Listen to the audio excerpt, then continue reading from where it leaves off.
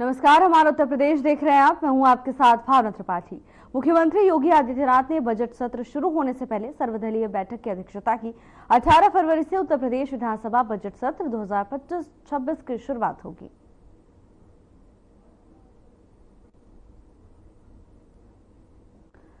अठारह फरवरी से बजट सत्र की शुरुआत होनी है और इसको लेकर तैयारियां तेज कर दी गई हैं। सूबे के मुखिया योगी आदित्यनाथ की तरफ से सर्वदलीय बैठक बुलाई गई। बैठक की अध्यक्षता मुख्यमंत्री ने की। तमाम अहम मुद्दों को लेकर इस बैठक में चर्चा हुई। बता दें कि बजट सत्र की शुरुआत 18 फरवरी को होने वाली है और इसी को लेकर तैयारियां तेज हैं।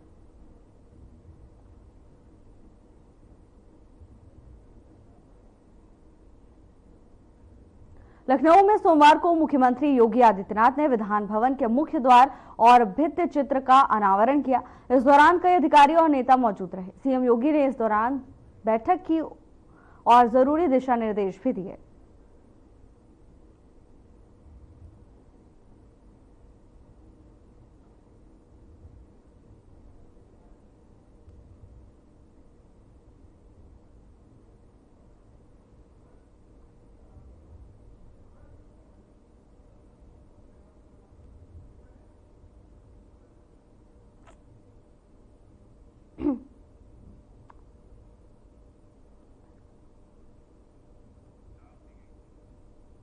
लखनऊ समेत प्रदेश के 13 बड़े और मध्यम स्तर के शहरों के बारे में आपको जानकारी दे रहे हैं। बता दें कि लखनऊ समेत प्रदेश के 13 शहरों को लेकर और बड़े और मध्यम स्तर के शहरों के विकास का खाका तैयार किया जा रहा है। बुके ऑफ प्रोजेक्ट के नाम से शुरू होने वाली विकास परियोजनाओं के जरिए इनका विकास होगा।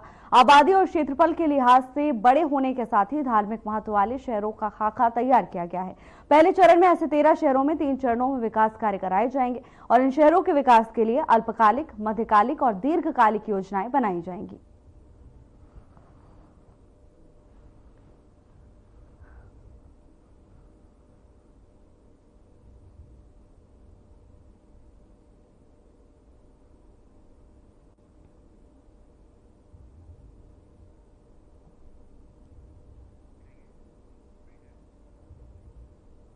लखनऊ में युवा उद्यमियों से संवाद कार्यक्रम का आयोजन किया गया, जिसमें मुख्यमंत्री योगी आदित्यनाथ ने उद्यमियों से संवाद किया और कई महत्वपूर्ण बिंदुओं पर मुख्यमंत्री ने चर्चा भी की।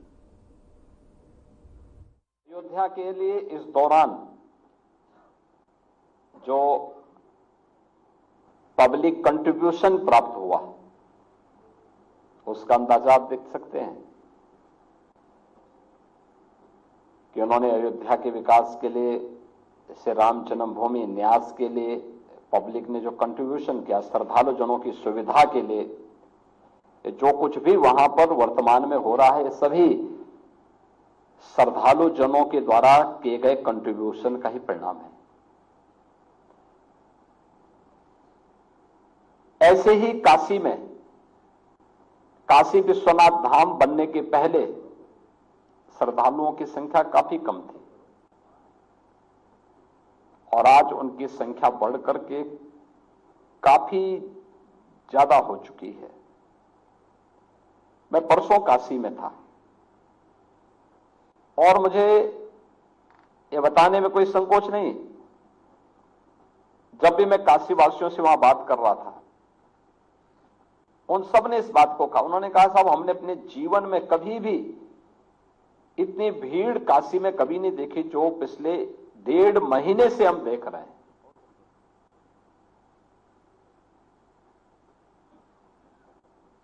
और पूरा देश आ रहा है। प्रयागराज में 2013 में भी कुंभ था। प्रयागराज के 2013 के कुंभ में कुल 12 करोड़ श्रद्धालु आए थे। आयोजन 55 दिन का था। 2019 को अर्ध कुंभ था, उसे हमने कुंभ के रूप में, प्रयागराज कुंभ के रूप में आयोजित किया था। उस अवसर पर प्रयागराज में श्रद्धालु जन और पर्यटक आए थे लगभग 24 करोड़।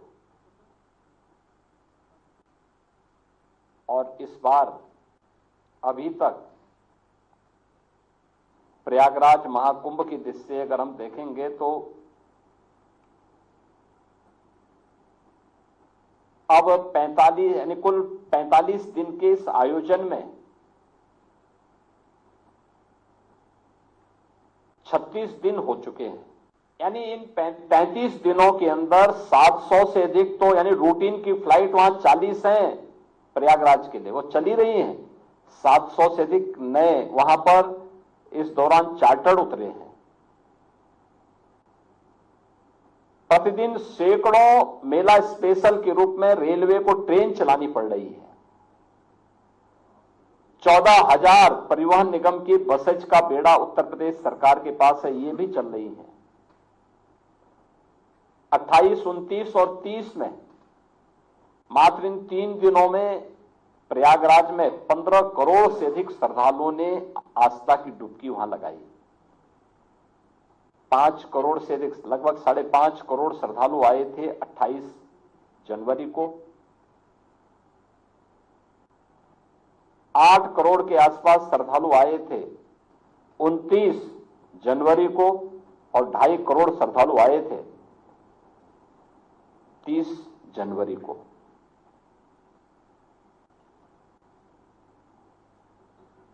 सरकार ने अपने स्तर पर, केंद्र और राज्य सरकार ने मिलकर के जनता की बुनियादी सुविधाओं को ध्यान में रख करके कुछ कार्यक्रम भी किए थे। बुनियादी सुविधाएं उनको अच्छी मिले, प्रयागराज का इंफ्रास्ट्रक्चर अच्छा हो, कनेक्टिविटी अच्छी हो, मेले का विस्तार हो, संगम में जल की प्रचुर मात्रा उपलब्ध हो। इन सब पर पहले से एक्सरसाइज चल रही थी, लगातार एक्सरसाइज चल रही थी और अंततः वहां पर हम लोगों को ये सफलता प्राप्त हुई कि सारी व्यवस्थाओं को हम लोगों ने कार्यक्रम को आगे बढ़ाने में सफलता प्राप्त की। और आज वहां पर आज भी प्रातःकाल में जब 8 बजे रिपोर्ट ले रहा था तो तब तक 40 लाख श्रद्धालु केवल आज स्नान कर चुके थे और ये दिन भर एक क्रम चलता रहेगा। Railway station, airport, bus station, parking place सब भरे हुए हैं। मेला क्षेत्र पूरा भरा हुआ है, स्नान चल रहा है। ये क्रम, ये केवल एक आस्था को सम्मान देने का ही अभियान नहीं है। आस्था को सम्मान मिलना चाहिए, ये अच्छी बात है, लेकिन आस्था का इकोनॉमिक एस्पेक्ट क्या है, ये उससे भी महत्वपूर्ण है। एक छोटा सा उदाहरण मैं आपको देता हूं, आप उसका अंदाजा लगा सकते हैं। एक प्रस्ताव प्राप्त हुआ, एक सज्जन ने दिया कि हम लोग प्रयागराज में कुछ निवेश करना चाहते हैं। पूछा गया कैसा निवेश चाहते हैं, उन्होंने कहा नहीं, हम लोग आस्था के अनुरूप होगा। आस्था के अनुरूप कौन सा निवेश हो सकता है? उन्होंने कहा मैं 12 ज्योतिर्लिंग का रेप्लिका बनाना चाहता हूं।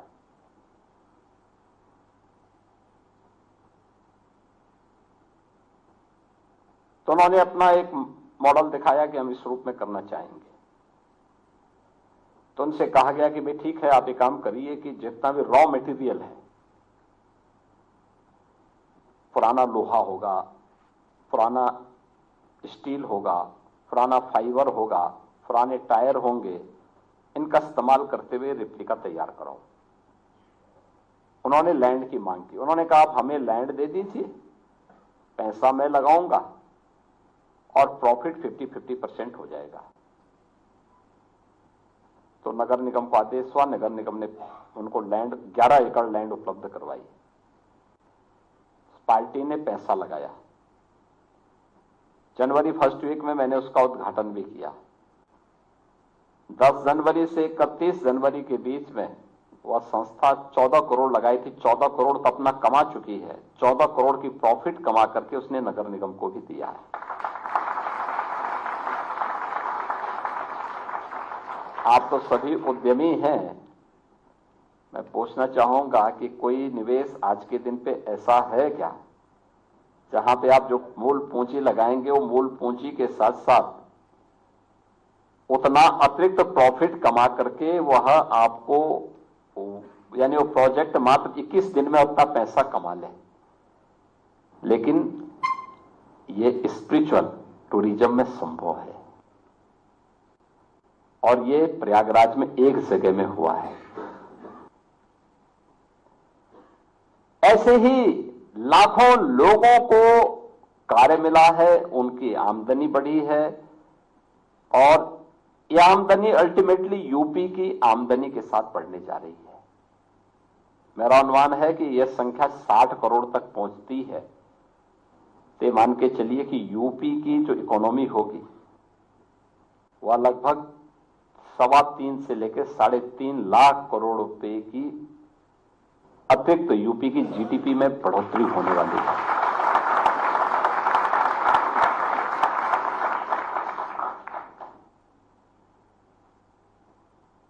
हमने आस्था को केवल ये मान लिया कि इस पे कोई ताकत नहीं है,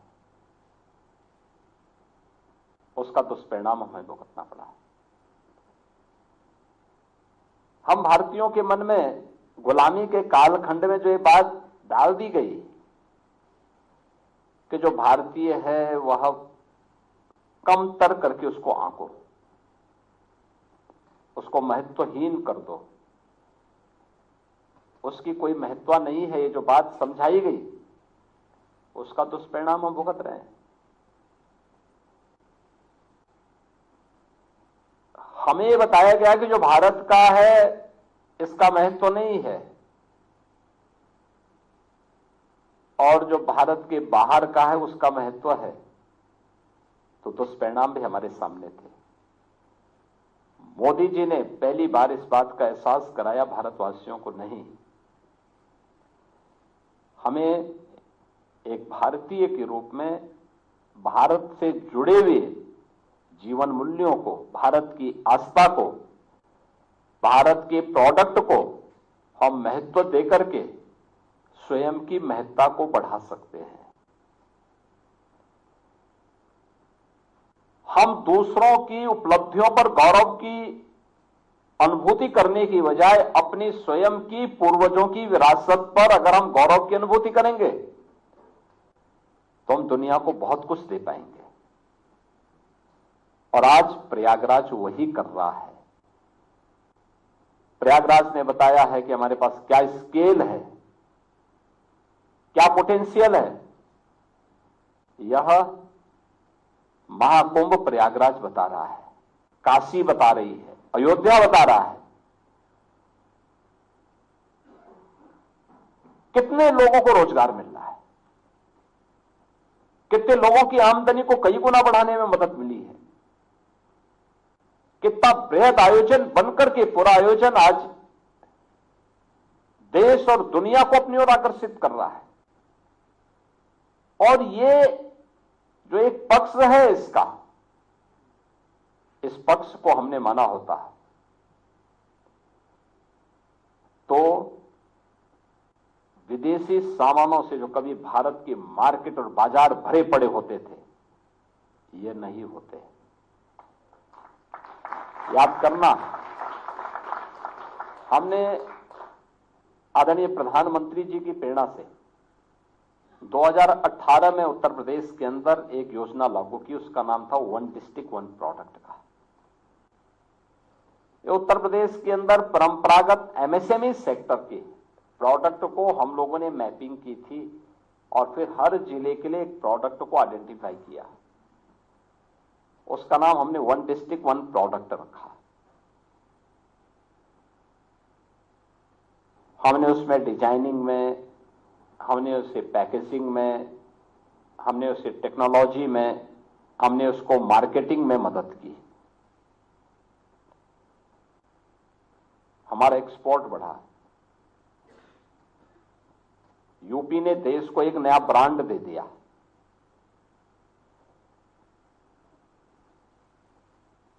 परिणाम क्या है? लाखों लोगों को हमने रोजगार देने में हमें सफलता प्राप्त हुई। दीपावली, होली,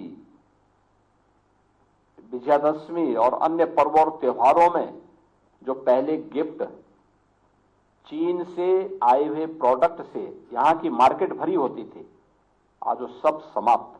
आज वन डिस्ट्रिक्ट वन प्रोडक्ट का ही जो हमारा प्रोडक्ट है वही लोग गिफ्ट में देते हैं और हर व्यक्ति अपने घर में उसको रखने पे गौरव की अनुभूति करता है।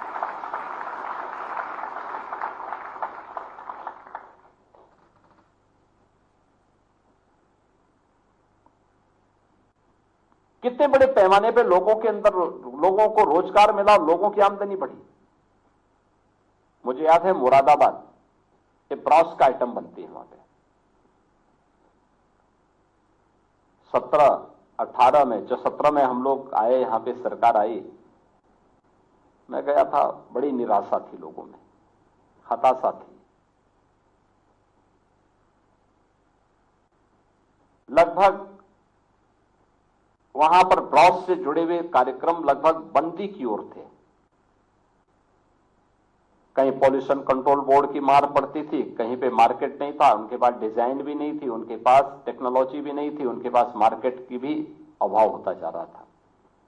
हम लोगों ने थोड़ा सपोर्ट किया, इंस्पेक्टर राज से और पॉल्यूशन कंट्रोल बोर्ड की मनमानेपन को कंट्रोल किया। परिणाम क्या था? आज वहां पे 16 से 17 हजार करोड़ रुपए के प्रोडक्ट वहां से केवल एक्सपोर्ट होते हैं, अकेले मुरादाबाद से। हमारा कारपेट सेक्टर का जो 3 महत्वपूर्ण क्षेत्र थे, भदोही, मिर्जापुर और वाराणसी, कारपेट ये लगभग बंदी के कगार पर था।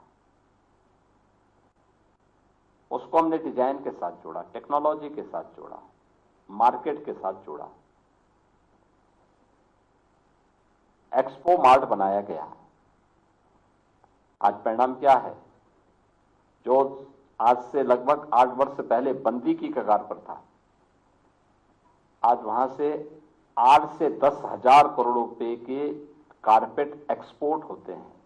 यानी डोमेस्टिक मार्केट की अलग वो है, लेकिन एक्सपोर्ट होते हैं। फिरोजाबाद का ग्लास का उद्योग फिर से पुनर्जीवित हो गया है। ऐसे ही जिस भी जनपद में जाएंगे वहां का प्रोडक्ट अपना एक नया क्रांतिकारी परिवर्तन करके लोगों को अपनी ओर आकर्षित कर रहा है। ये था पहले भी, लेकिन पहले ध्यान नहीं दिया गया, क्योंकि लोगों को लगता था अरे इसका क्या महत्व होगा। आज वही प्रोडक्ट हर व्यक्ति के घर में जा रहा है, लोग सम्मान के साथ उसको लेते हैं। हमने नकल तो की, लेकिन अकल नहीं लगाई। परिणाम हमें भुगतना पड़ा है, प्रदेश को, देश को भुगतना पड़ा है। आज भारत जब स्वयं के प्रोडक्ट पर, स्वयं की तकनीक पर विश्वास कर रहा है, तो हर भारतीय उसके साथ जुड़ने के लिए तैयार हो रहा है और उस जुड़ाव का लाभ भी भारत को प्राप्त हो रहा है। उत्तर प्रदेश ने पिछले 8 वर्ष के अंदर काफी प्रगति भी की है।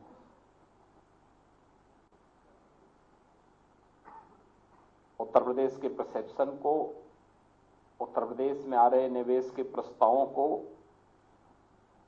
उत्तर प्रदेश के अंदर सुरक्षा के साथ साथ कानून व्यवस्था की बेहतरीन स्थिति को इसके साथ जोड़ के आप देख सकते हैं।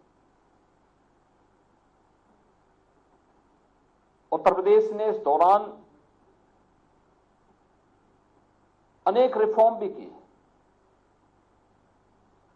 जो प्रधानमंत्री मोदी जी की जो अपेक्षाएं थी उस पर खरा उतरने के लिए हर वह कदम उत्तर प्रदेश ने उठाए। टेक्नोलॉजी का उपयोग भी किया।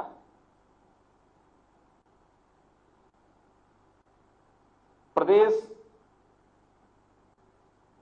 इन्वेस्टमेंट का एक बेहतरीन डेस्टिनेशन के रूप में उभरे, इसके लिए हम लोगों ने सिंगल विंडो प्लेटफॉर्म तो दिया ही, लैंड बैंक भी दिया, सुरक्षा का एक बेहतरीन माहौल भी दिया और एक एक स्तर पर मॉनिटरिंग के मैकेनिज्म को इतना मजबूत किया कि आज जब कोई एक बार आता है तो उसको लगता है कि हां, मुझे अपना निवेश यूपी में करना चाहिए। बदले में उत्तर प्रदेश के अंदर नौजवानों को नौकरी भी मिली, रोजगार भी मिला, बड़े पैमाने पे लोग उससे जुड़ रहे हैं। अलग अलग सेक्टर में कार्य हुए, निवेश के सेक्टर में कार्य हुए, पुलिस के आधुनिकीकरण पर कार्य हुआ, इंफ्रास्ट्रक्चर पर कार्य हुआ। हमारे पास 57,000 ग्राम पंचायतें हैं। हर ग्राम पंचायत में हम लोगों ने 5 से 6 नए रोजगार का सृजन किया है और वो गांव के ही व्यक्ति को वहां नौकरी दी, कहीं बाहर के व्यक्ति को नहीं। गांव का ही जो योग्यतम व्यक्ति होगा उसको हमने कहा वह गांव में काम करेगा। और हर प्रकार का कार्य, साफ सफाई के कार्य से लेकर के बैंकिंग तक के कार्य को, कंप्यूटर ऑपरेटर से लेकर के गांव के ट्यूबवेल ऑपरेटर तक, ये सारा कार्य गांव का ही व्यक्ति गांव के अंदर कर रहा है। तो लगभग 6 से 7 रोजगार का सृजन अकेले हर ग्राम पंचायत के अंदर, गांव के अंदर हो रहा है। गांव आज आत्मनिर्भर हो रही है।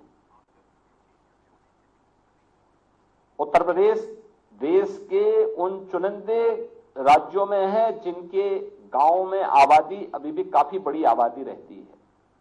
उत्तर प्रदेश में 65 से 70% आबादी अभी भी ग्रामीण क्षेत्र में निवास करती है। अर्बनाइजेशन हमारे यहां काफी देर से प्रारंभ हुआ। यद्यपि उत्तर प्रदेश के अंदर पहले देश के बड़े महानगर हुआ करते थे। कानपुर देश के 4 महानगरों में गिना जाता था। लखनऊ है, आगरा है, वाराणसी है, प्रयागराज है, लेकिन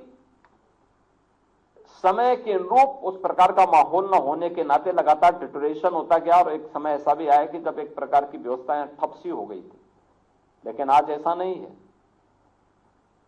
आज तो उत्तर प्रदेश के महानगर एक नई दूरी तय करने के लिए उतावले दिखाई दे रहे हैं। अर्बनाइजेशन तेजी के साथ बढ़ा है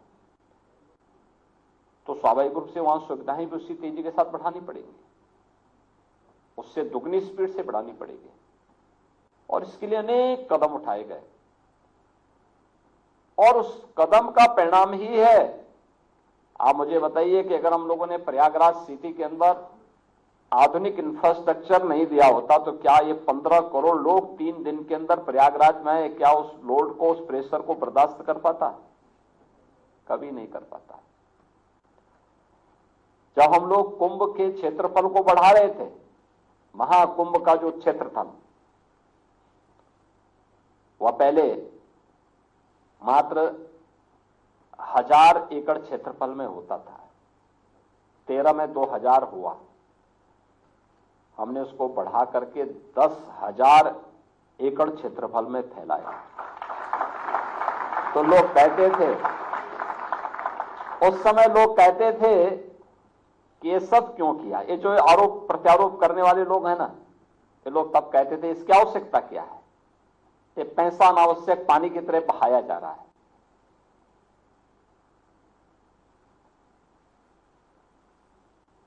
ऐसा क्यों सरकार कर रही है?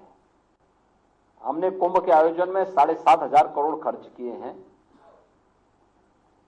लेकिन ये 7,500 करोड़ वह है जो इंफ्रास्ट्रक्चर पर खर्च हुआ है।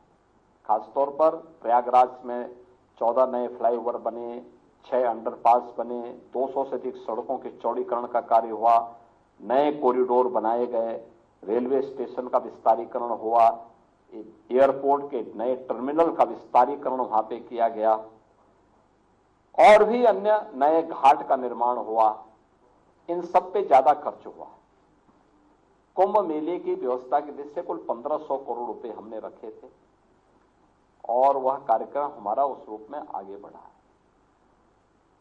आज वही लोग कहते हैं साहब आपने इतने कम जगह जब भीड़ इतनी ज्यादा आ रही थी तो इतने कम जगह पे क्यों ये आयोजन किया है? हमने कहा पहले तुम लोग तो 1000 करोड़ में ही संतुष्ट थे, हमने तो तुम्हारे सोच से भी 10 गुना आगे बढ़ा के 10,000 एकड़ में किया है। और उस समय इनके पुराने बयान को और नए बयान को अगर आप देखेंगे तो आप लोगों को स्वयं हंसी आएगी कि ये लोग, इनका कौन सा बयान सच है, यही पता नहीं लग सकता।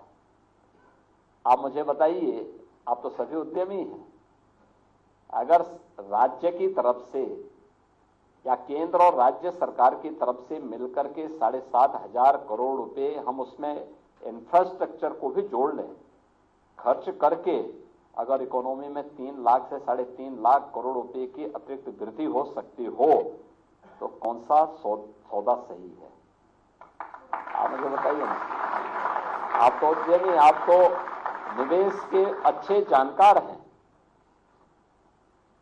तो मुझे लगता है कि इकोनॉमिक्स हमारी ज्यादा बेहतर होगी इन लोगों की तुलना में जो महाकुंभ का विरोध कर रहे हैं। और ये सभी कार्यक्रम इसी गति से आगे बढ़ेंगे। आप मानकर के चलिए कि जो एहसास आपको अयोध्या में होगा, अयोध्या में भी हम लोगों ने इंफ्रास्ट्रक्चर को डबल इंजन की सरकार प्रधानमंत्री मोदी जी के नेतृत्व में उसी रूप में हमने किया। आज के दिन पे आप जाएंगे,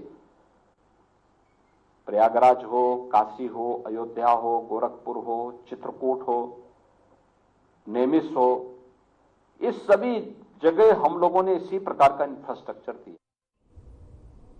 फिलहाल के लिए बस इतना ही। जल्द हाजिर होंगे नई अपडेट्स के साथ। नमस्कार।